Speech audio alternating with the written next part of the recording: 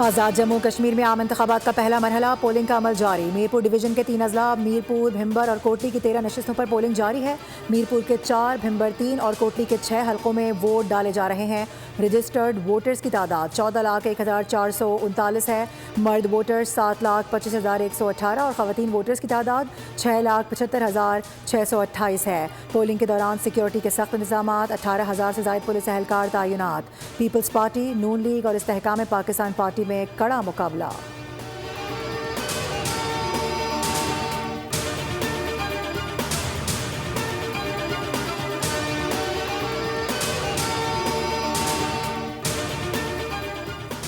کوٹلی میں 2 پریزائڈنگ افسران کے خلاف الیکشن کمیشن کا ایکشن۔ پولنگ اسٹیشن پہنچنے کے بجائے نجی رہائش گاہ جانے والے پریزائڈنگ افسران کو معطل کر کے گرفتار کر لیا گیا۔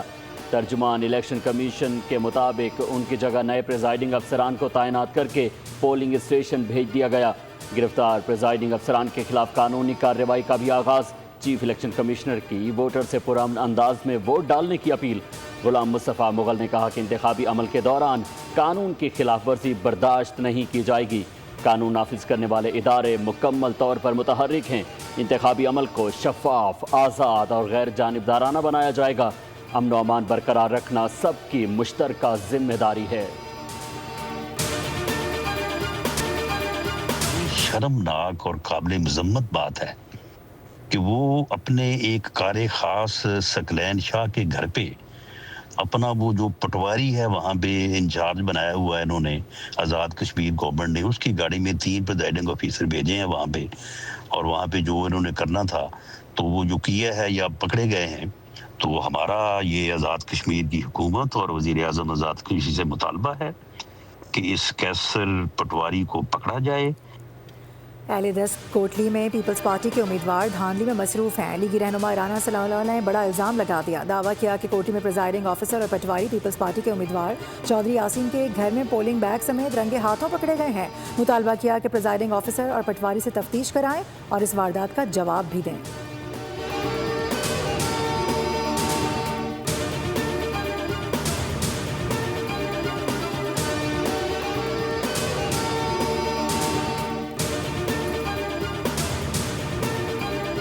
پاکستان نے مقبوضہ کشمیر سے متعلق بھارتی وزیر دفاع کے بیانات کو اشتعال انگیز اور غیر ذمہ دارانہ قرار دے دیا۔ ترجمان دفتر خارجہ نے کہا کہ پاکستان کسی بھی بھارتی مہم جوئی کو ناکام بنانے کے لیے پوری طرح سے پرعزم ہے۔ بھارتی جارحیت اشتعال انگیزی کی زبان بازی کرتے ہیں اور پاکستان کے عزم کو کمزور نہ سمجھا جائے۔ مسئلہ کشمیر بدستور اقوام متحدہ کے سلامتی کونسل کے ایجنڈے پر موجود ہے۔ بھارتی بیانات علاقائی اور عالمی امن کو خطرے میں ڈالنے کی دانستہ پالیسی کی عکاسی کرتے ہیں۔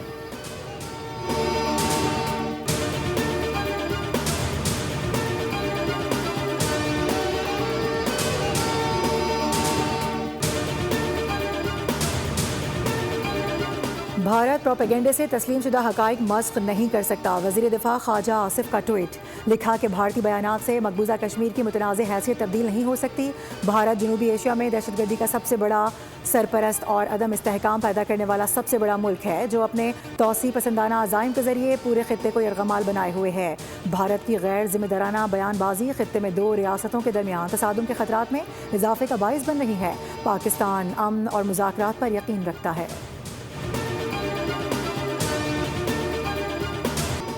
ایران امریکہ کے ساتھ مذاکرات کی بحالی کے لیے تیار ہے۔ پاکستان اور قطر نے امریکہ ایران مذاکرات دوبارہ شروع کرنے کے لیے تجاویز پیش کر دیں۔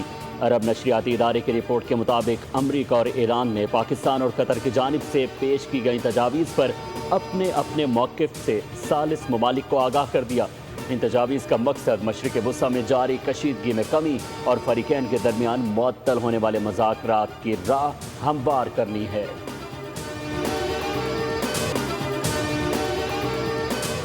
امریکہ کی جانب سے حملے روکنے کے بعد مشرق وسطیٰ میں امریکی مفادات پر جوابی حملے روک دیے گئے ہیں۔ ایرانی وزارت خارجہ کے ترجمان اسماعیل بقائی کا کہنا ہے کہ ایران اپنے تجارتی جہاز پر حملے کو نظر انداز نہیں کر سکتا اور اس کا مناسب جواب بھی دیا جائے گا۔ ایران کی اولین ترجیح حملوں کے دوران اپنی خود مختاری کا دفاع کرنا ہے۔ اسماعیل بقائی نے کہا کہ ایران نے مفاہمتی یادداشت کے تحت 30 دن کے اندر آبنائے ہرمز سے محفوظ گزرگاہ یقینی بنانے کا وعدہ پورا کیا، لیکن اس مدت کے ختم ہونے سے پہلے ہی امریکہ نے مبینہ بحری جہازوں کے کے واقعات کو جواز بنا کر نئے حملے شروع کر دیے۔ سپریم لیڈر مجتبی خامنہئی نے کہا ہے کہ موجودہ حالات میں جہاد، مزاحمت اور ثابت قدمی ہی واحد راستہ ہے۔ امریکی اور صہیونی جبر کے خلاف مزاحمت ناگزیر ہے۔ سپریم لیڈر نے حزب اللہ کے خط کے جواب میں کہا کہ ایران لبنان کی خود مختاری کے تحفظ کو معاہدے کی بنیادی شرط سمجھتا ہے۔ حزب اللہ اسرائیل کے خلاف مضبوط چٹان کی طرح ہے۔ ایران نے لبنانی جنگجوؤں کا دفاع اپنی اسٹریٹجک پالیسی کا حصہ بنا لیا۔ یوکرین نے اسرائیل کے کہنے پر ایرانی جہاز کو نشانہ بنایا تاکہ یورپی ممالک کو بھی اس جنگ میں گھسیٹا جا سکے۔ جواب ضرور دیں گے۔ ایرانی وزیر خارجہ عباس عراقچی نے کہا ہے کہ انہوں نے اس معاملے پر یورپی کمیشن کے نائب صدر اور روس کے وزیر خارجہ سے بھی ٹیلی فون پر گفتگو کی ہے۔ دونوں رہنماؤں کو واضح کیا گیا کہ کیف کی جانب سے کی گئی اس کارروائی کا جواب ضرور دیا جائے گا۔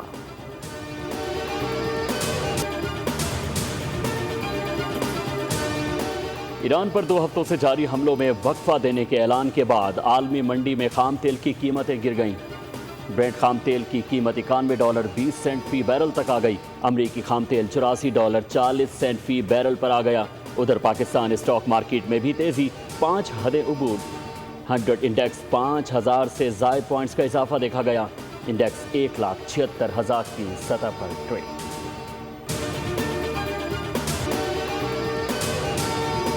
اسٹیٹ بینک آف پاکستان کی مانیٹری پالیسی کمیٹی کا اہم اجلاس آج ہو رہا ہے۔ ملک میں مہنگائی کی مجموعی صورتحال، معاشی اشاریوں اور مشرق وسطیٰ میں جاری کشیدگی کے ملک کی معیشت پر ممکنہ اثرات کا تفصیلی جائزہ لیا جائے گا۔ گورنر اسٹیٹ بینک نئی مانیٹری پالیسی کا اعلان بھی کریں گے۔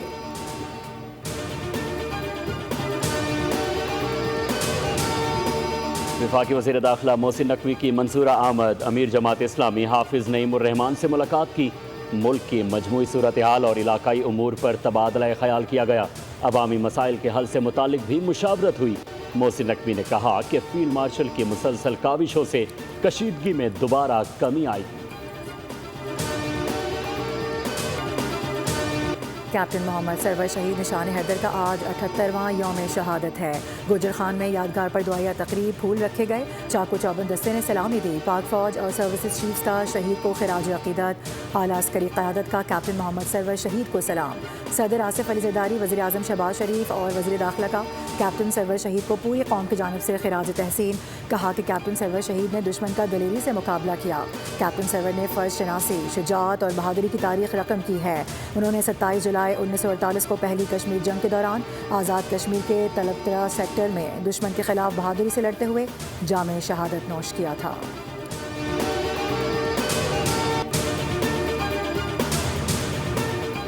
کھڑکوچہ میں BLA کی مجرمانہ سرگرمیاں بے نقاب۔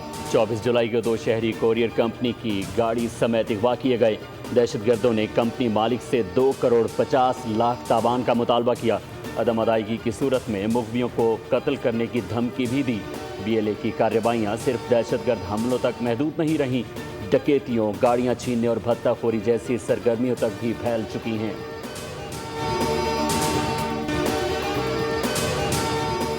بھارتی وزیر تعلیم کی برطرفی پر RSS کے تعلیمی ایجنڈے کو دھچکا۔ انتہا پسند مودی حکومت تعلیم سمیت عوامی زندگی کے تمام شعبوں کو ہندوتوا نظریے کے تحت ڈھالنے کے ایجنڈے پر قائم ہے۔ دھرمیندر پردھان RSS کے ہندوتوا تعلیمی منصوبے کا اہم کردار تھے۔ بھارتی جریدے دی وائر کے مطابق RSS کے نظریاتی ایجنڈے کو تعلیمی پالیسیز میں فروغ دیا گیا۔ بھارتی اپوزیشن لیڈر راہل گاندھی بھی مودی حکومت کو آڑے ہاتھوں لیتے ہوئے کہہ چکے ہیں کہ BJP اور RSS اتحاد تنظیم، تعلیم، نظام اور اداروں کو کمزور کرنے کی سازش کر رہا ہے۔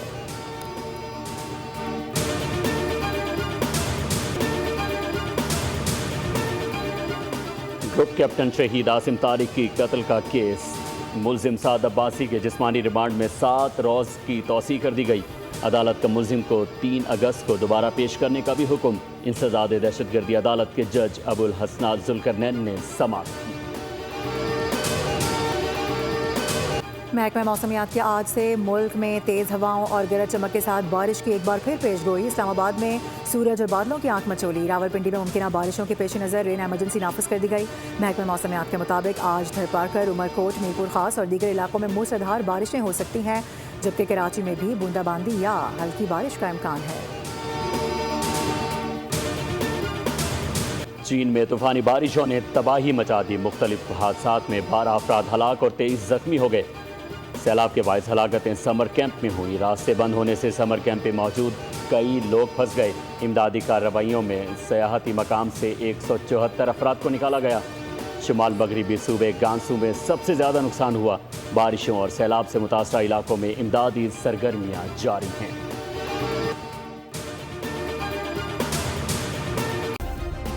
سبسکرائب کریں اور بیل دبائیں تاکہ کوئی خبر رہ نہ جائے۔